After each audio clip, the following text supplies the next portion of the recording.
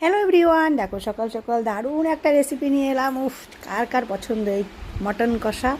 আজকে আমি খুব শর্টকাট মটন কষা বানানো তোমাদেরকে দেখাবো একটা প্রেশার কুকারে। এটা টাইমও কম লাগবে, রান্না করতেও খুব সুবিধে, আর এটা হচ্ছে খেতেও ভীষণ ভালো লাগে। মটনটা খুব সুসিদ্ধ হয় এখানে এইভাবে রান্না করলে। যাদের হাতে প্রচুর সময় কম, আমার যেমন অনেক টাইম অনেক কাজ থাকে, তাই আমি শর্টকাটে এরকম মাঝে মাঝে বানিয়ে নিই মটন। প্রথমেই দেখো কড়াইতে জিরে তেজপাতা শুকনো লঙ্কা একটু সম্বার দিয়ে পেঁয়াজগুলো দিয়ে দিয়েছি। পেঁয়াজগুলো যখন সুন্দর করে লাল লাল ভাজা হবে, পেঁয়াজ রসুনটাকে সুন্দর করে ভেজে নেব।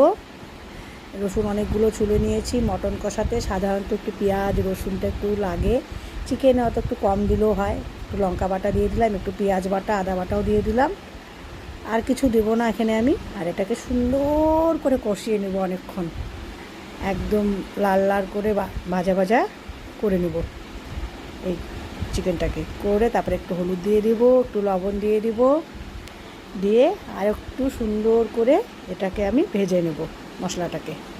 মশলাটা ভাজা হয়ে গেলে আমি মটনটাকে তো আগেই দই দিয়ে মেখে রেখেছি, একটু সামান্য জিরের গুঁড়ো দিয়ে দিলাম, একটু লঙ্কার গুঁড়ো দিয়ে দিলাম। মটনে তো সাধারণত একটু কালারটা সুন্দর না হলে ভালো লাগে না দেখতে। দেখো জিরের গুঁড়ো লঙ্কার গুঁড়ো দিয়ে এখন আমি মটনটাকে দিয়ে দিলাম। মটনটা আমি আগেই দই মেখে রেখেছিলাম। সুন্দর করে মটনটাকে দিয়ে এটাকে সুন্দর করে কষিয়ে নেব এখন অনেকক্ষণ।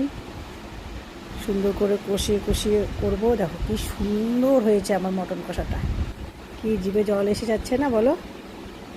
এখন আমি এটাকে জল দিয়ে দেবো। গরম জল করে রেখেছি, গরম জল, ঠান্ডা জল ভুলেও দেবো না, তাহলে টেস্টটা নষ্ট হয়ে যাবে। গরম জল দিয়ে দিলাম। আলুগুলো ভেজে রেখেছিলাম, আলুগুলোও দিয়ে দিলাম। তারপরে একটু সুন্দর করে নেড়ে চেড়ে এটা আমি প্রেশার কুকারে ঢাকনা লাগিয়ে, বেশি না 2টো সিটি মেরে দেবো। বেশি দিলে আবার মটনটা গলে যাবে। 2টো সিটি মেরে সঙ্গে সঙ্গে ভাপ মানে কিছুক্ষণ রেখে ভাপটা বের করে নেবো চিকেনটাকে।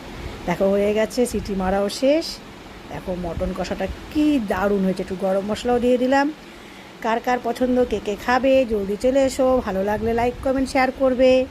কেমন লাগলো আমার ভিডিওটা, মটন কষাটা তোমরাও এইভাবে বানিয়ে খেয়ে দেখো, দারুণ লাগবে। চলো টাটা, সবাই ভালো থেকো।